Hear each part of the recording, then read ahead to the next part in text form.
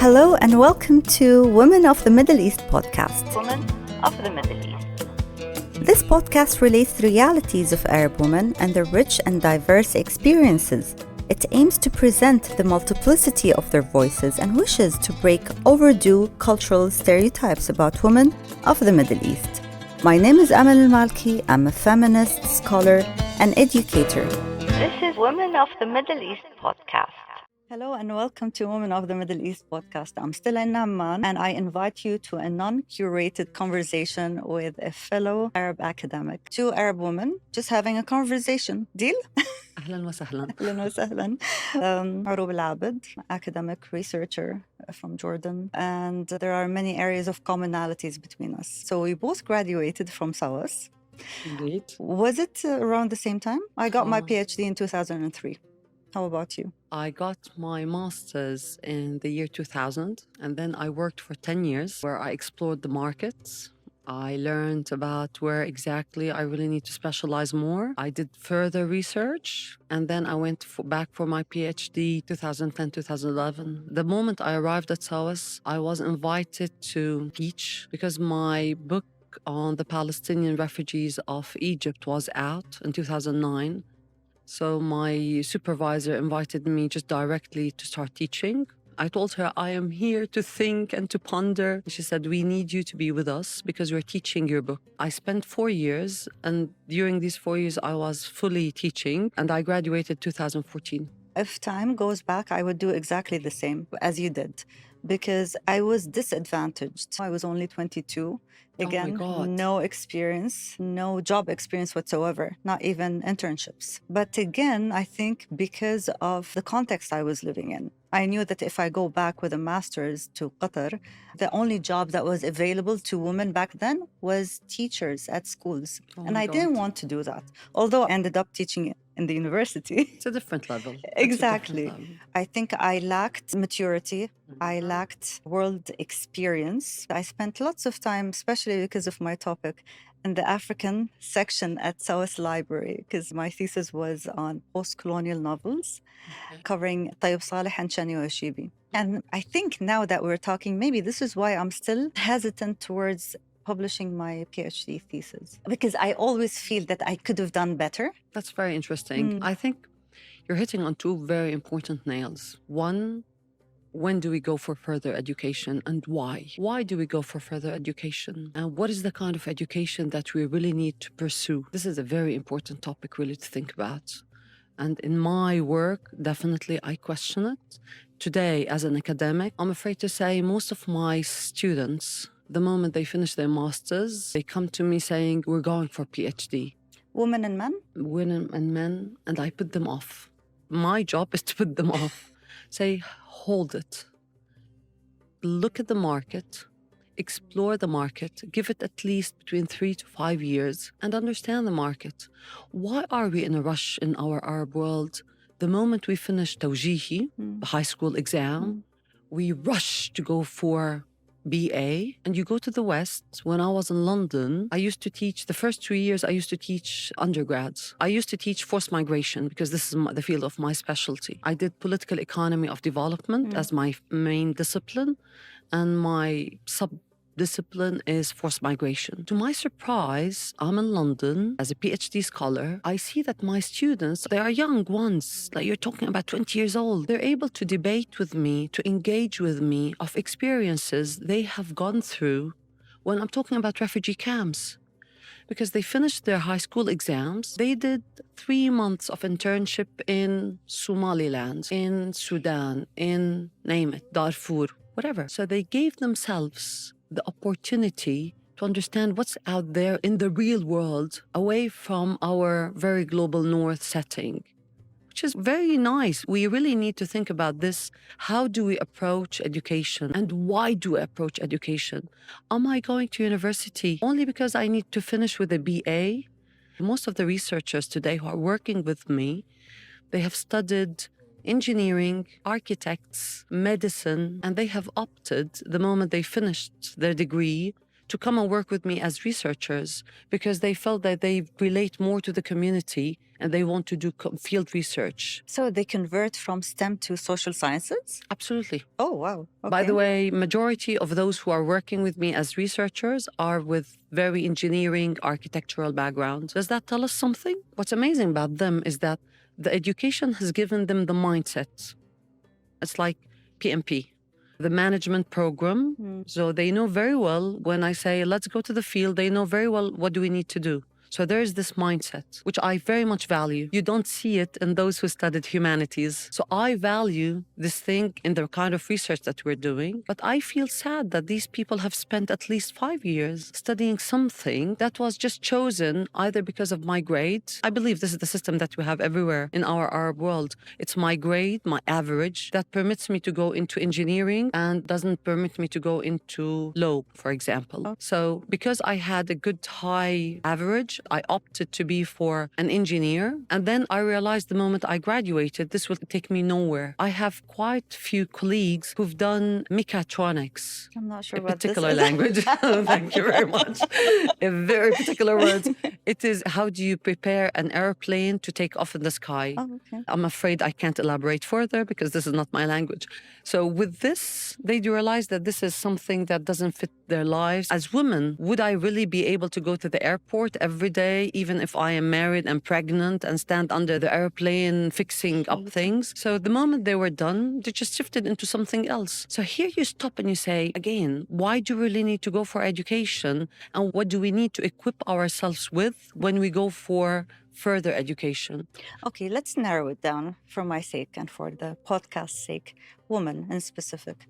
Why do you think women get into academia and higher education? When I graduated with a PhD, I was the youngest Qatari PhD holder, believe it or not. That was I believe you, 2003. my And I God. remember the records showed that we were less than 100 people in Qatar with PhDs. But comparing 2003 to now, 2025, and of course, we can see the growth and we can see why in terms of growth of institutions. Not all women can travel abroad. Now we've got the universities in Qatar who offer PhDs, but there are more to that, right? Why would you think is the increase in women's desire to finish their master's and PhD? Is it a matter of prestige or is there more to it? First of all, people are varied and we need to bear in mind this We don't wanna variety of human generalize. beings. We don't want to generalize. One element is status. I want to grow in a level where I have the status that permits me to be a decision maker. Okay, so that gives me position in a university that could enable me to have a position in the public sector, the wider level in the public sector. You can maybe become a minister at one point if you have certain conditionalities. It's not necessarily education. It opens the path for you to become a minister. But this is one line. Other line could be really passion. And here we come to a very critical word, passion about education. People sometimes are really passionate about a certain topic, and furthering the education permits you to dig further into your topic. And that gets you more into your research, into delving more into the topic that you're passionate about, and in producing knowledge. Remember, the word production of knowledge is a key word. And to what extent do we think about it when we are working on our PhDs? This is something extremely important. It's not the point. This is one of the issues I encounter often when I go to the libraries in our Jordanian universities. I feel that knowledge is being repeated. Are we really producing knowledge or are we digesting what has been presented by others? Or a third word, are we engaging with a wider debate of knowledge? And I always remind my students, we do research, we do essays, because I need to talk to the world. Someone has written about this topic and I need to engage with his approach, with his arguments. So to what extent our students who are passionate about furthering their education are aware of this point? And to what extent professors who are teaching them are guiding them through this point? This is something, in my view, really something also to think about. Passion, another reason. A third reason could be I become more alluding for marriage, by the way. I go for masters because this means that I will be more in the market of the expensive girls. It depends on the society. Otherwise, you're You're overqualified overeducated. qualified for not only jobs, but also But for also the marriage. husband. Exactly. That's a good point. But depending on the class, that ironically enough, the upper we go in the class, the more there's this tendency is that I'm done with my BA and moving to my master's, then to my PhD. Let's think about it. Why do we need to do it? Because this happens in my social class. Now, for the middle lower class, the idea of having a BA is now becoming, the other day there was a report in one of the newspapers saying that it's indispensable. You really need to have a BA because men today are looking for women to work together with and to share the expenses with of the livelihood, of the marital livelihood. Everywhere, exactly. I would line up these 3 reasons that push a woman to go for furthering her education. I would suggest another 4th reason, which is quite harsh to say. I finished my education, my master's, and I did not yet find the husband. So let me continue doing something else until I secure. Because one of the issues in all the reports that we read, there's always this obsession in the mindset of the woman is that I really need to secure my marital life, my marital status. And this is, in my view, it's a bit dangerous. So the woman is often thinking her well-being, her progress is very much dependent on the other. But she's programmed to think this way. Indeed. Women in our societies are programmed to think. There are gender roles, even if you try to break it by developing more power within the academia, higher education. Because yes, you leverage that power. You have a PhD now. Supposedly, you have more power to pick the man you want to pick, create the circumstances that you want to live in.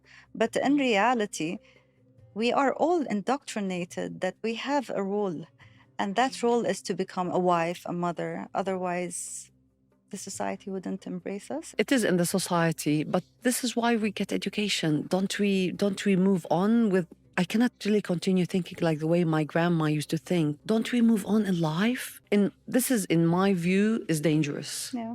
Because my grandma in the 30s used to think this way because it used to be a very concise, little traditional setting in which you would need to secure the well-being of your daughter through marriage. Yeah. Then we move on a bit. We're opening up a bit and are permitting more and more these women to get their education. I'm talking here about the 50s onwards. In fact, my mom left to the US in the year 1956. And I'm talking here about really beginning. I'm sure that there are lots of women at that time who not necessarily used to go to the USA, like my mom did, but maybe went to Ramallah, like where used to be the Teachers Institute. By the way, this applies also to Lebanon. There was also another Darat Muallimin. So often they talk about these important institutes that used to educate women how to become teachers. And this is one of the reasons that let lots of these teachers leave to Kuwait. Do you remember often Kuwaitis praise that our education was very much in gratitude to these teachers who came from Palestine? And I second that. Even education in Qatar. The early teachers in Qatar were from Palestine. And that's when education was solid. And they were trained to be teachers. It's not like today. I studied English literature and I'm now ready to go and teach in a class. Or you're a mother and a wife, but you cannot be both. How can women consolidate between family life and work?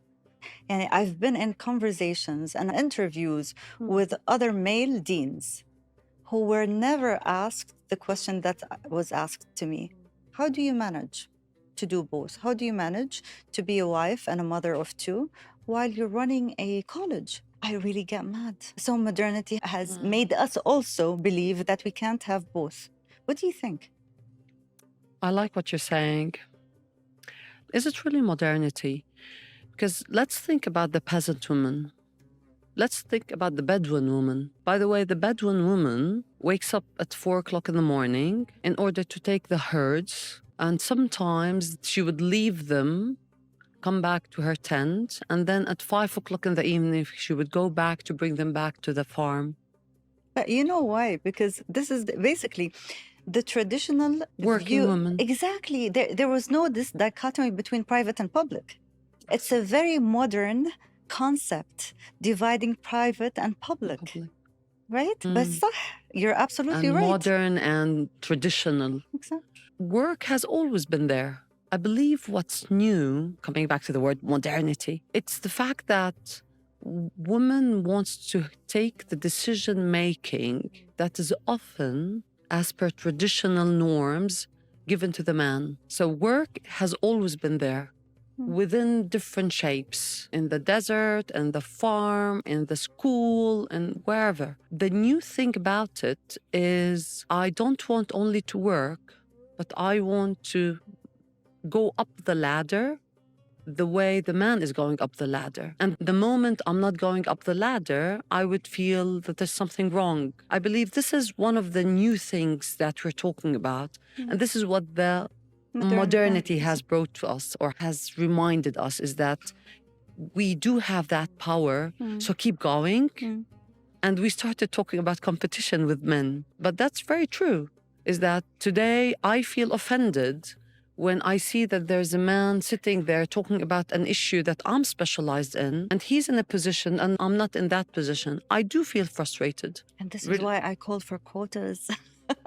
Women need to be active and decision-making, but also this won't happen within our societies unless we have strict quotas. And my quota is 50-50, really, because men are assuming jobs that they're not fit to assume. So definitely it is by merit. 100%, but it applies on both. I fear I may not agree with you on the word quota, because the quota could at one point oblige me to bring also an incompetent woman to take also the place, only because I need to fit in the 6 seats for women. And it happened. Yeah. And it happened, and it happens, and it will happen. We have lived it. In Jordan, I have lots of examples. But there are men also that are in positions that they're... So I would very much lobby and advocate for the opportunity equally to whoever is specialized and does deserve to be in that place. So the merit, calling for that.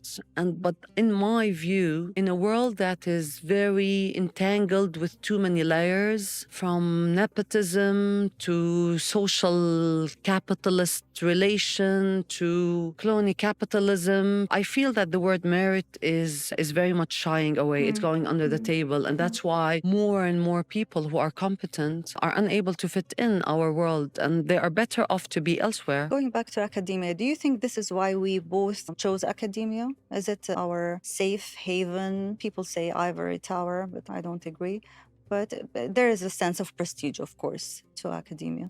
What do you think academia gave you and took from you? Was academia just to a female faculty, a female professor like you, or was also the gender power play, power dynamics determinant of what you can get and where you can reach? I'll start with the fact that I chose a theme that's very sensitive, okay? I chose a theme that's forced migration. The macro level is development, but I pinned it down to forced migration. I remember when I finished my master's, that was in the year 2000, I came back to Jordan and I went to one of the professors at Jordan University and I told him, let us create a unit for forced migration. This is a language that's needed. And I remember him so well looking at me. He said, you are interested in refugees. That never means that we are all interested in refugees. And funny enough, when we had the mass influx of Syrian refugees in Jordan, suddenly most of the universities started searching for funds in order for them to do research on refugees and started creating refugee centers and whatever. So number one, I chose a theme that's quite sensitive. Number two, I chose it and I wanted to pursue my education because I wanted to continue talking to people about a theme that is very rarely addressed and that we live every day. Wherever you go in the world, you would meet someone who's a refugee. who was pushed away from his home country, forced to move out of his home country. And this person is unable to go back. And often there is this mess in his brain. Am I a refugee or not? How do I define myself? When I have money, the other day I was doing a review for an article talking about affluent Syrians. Do we consider them as refugees or we don't consider, or expats, migrant workers when they are living anywhere in the world? But as long as I'm unable to go back home, that means I'm a refugee. And refugee cannot be ever connotated with the fact that I live in a refugee camp and it is the image of deprivation. I chose a topic that really needs me to reach out to a big number of people to teach them. There are too many layers for us to understand refugeedom and for us to understand what are the rights that we really need to give for these human beings who do not have a protection. They cannot go back home. They cannot avail themselves to their embassies. There are lots of needs that we need to address when we're talking about a refugee. So this is a passion. And I started doing research on refugees many years before going for my PhD. So I was an affiliate researcher with the Institut Français de Proche-Orient. It's a French institute based here in Amman for almost 7 years as a researcher before I went for my PhD, knowing exactly what do I want to study for my PhD. I continue to have this passion for a topic that I believe being within academia, within the Arab world is needed, because very few have done what I have studied and very few address forced migration with a specialized lens. I'm not a political scientist. I'm not an anthropologist. I'm not a geographer. Remember, these words do address forced migration, but I am specialized in forced migration as a discipline. So I felt that this is something that I want to do in my area. And lucky enough, when I finished my master's, a year after I approached this professor, I was attending a course at American University in Cairo on something related to international refugee law. And I was approached by the guru, the lady who created the discipline of forced migration. And she came to me and she said, listen, you're very much raising the issue of Palestinian refugees. Would you want to come and teach with us? And it was just a year after I finished my master's. And I said, I only have masters. She said, come and teach with us. We need to hear your voice. So here we come to the fact that I am important because of the knowledge that I have. It's not because of the degree that I have. And she said, come and teach with us. And she permitted me to design a course on Palestinian refugee issues while questioning me, what do I know about Palestinians in Egypt? So that enabled me to search the ground as I was in Egypt and to learn more about the reality of Palestinians who are rarely mentioned in the literature, those living in Egypt as not protected and not assisted by any UN body. And at the same time, I am teaching and I am helping students who are interested in my course to learn more about Palestinian refugees. That was pushing me to look for documentaries, for movies. And even at one point, I told all my students, American University of Cairo, we are going to the field.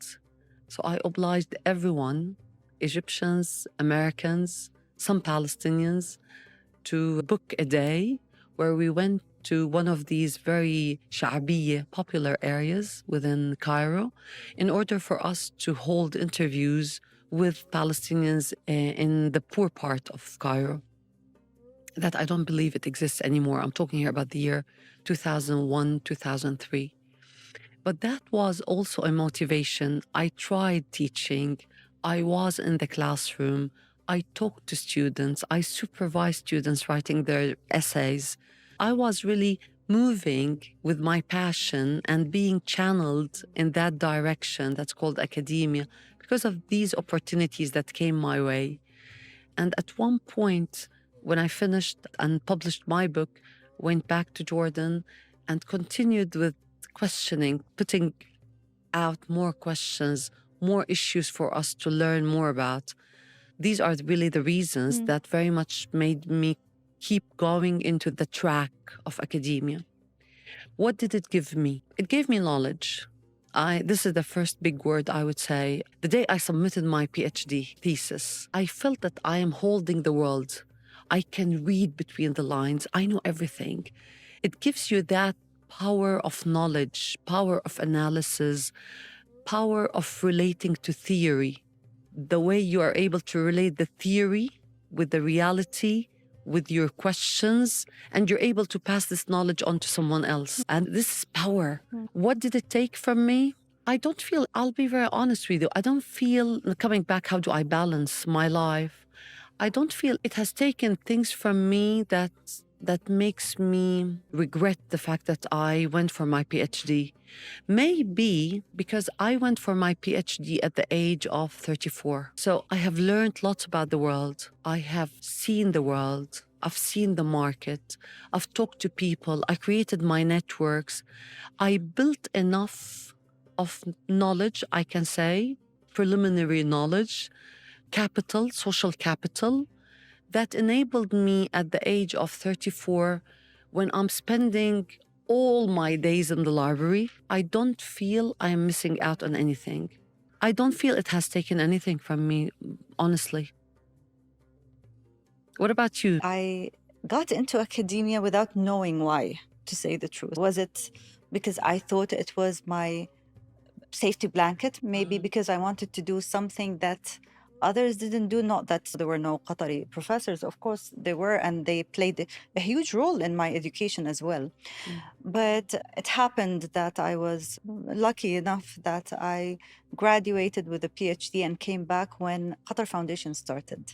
When I applied, it was when Carnegie Mellon opened in Qatar. And when I applied to them, they were astonished with me on paper, but they were very clear that they cannot hire me because I'm Qatari. Oh my God. So we're in Qatar, but we cannot recruit locals. At the same time, they gave me an option of going to Pittsburgh to teach there. And if I get certified in Pittsburgh as professor type, I would be hired from Pittsburgh. I went to Pittsburgh as a postdoc. I taught there and I taught master's students.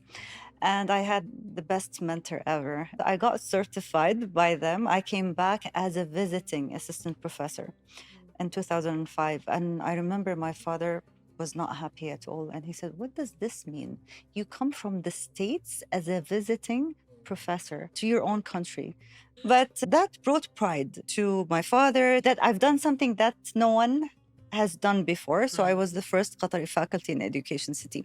So that, I have to say, yes, there is that prestige that comes with pioneering, being the first. But also within our context, it's a very small country, right? And again, I told you there were like 100 of us with PhDs. Exactly.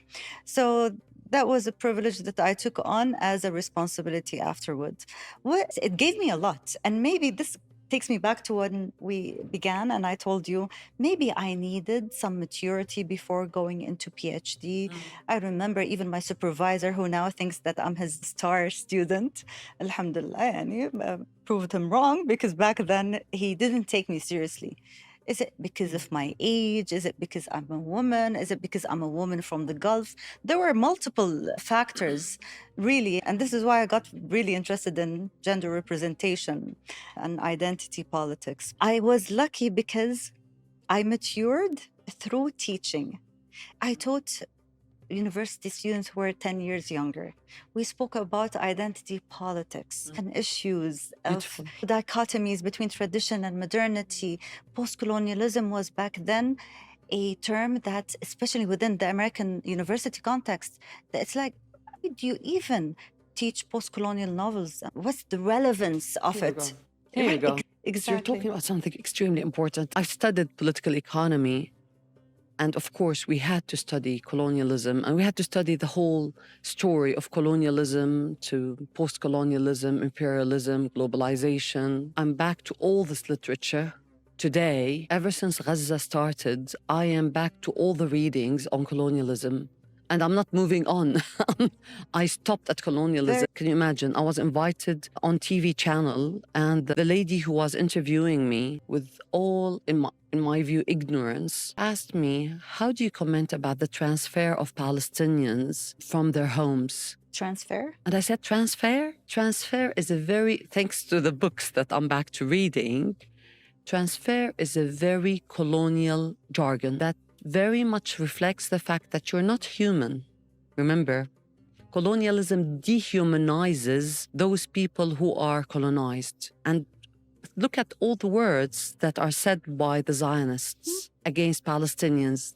And the beginning of the war, they did mention the word human animals. So transfer very much reflects the very dehumanizing term about Palestinians. They could have used the word dispossess, but the word dispossess very much emphasizes the roots that you have in the place. And they don't want to say that because their lie, the big lie, the big narrative that they are showing the world is saying that this is our root and it's not their root. I had to stop her. Say, excuse me, let's start with a transfer, which is a not acceptable term for you to use. Here comes the importance of us reading these novels. Here comes the importance of learning about what happened in Africa, okay, and what happened in our big world, not necessarily in America, how America got created. What are the residuals of America? Australia, New Zealand. There is this knowledge gap. It's about time for us to go for these interdisciplinarity and stop thinking on one channel path where we're only thinking about law as law. We need to learn from the Germans. Germany was under war, and it was horribly attacked because of the Second World War. Today, do you know the percentage of those students in Germany who go for academic education? It does not exceed 17%. 17? 17. So the graduates from schools, only 17% go for universities. Where do the rest go? Technical education. Okay.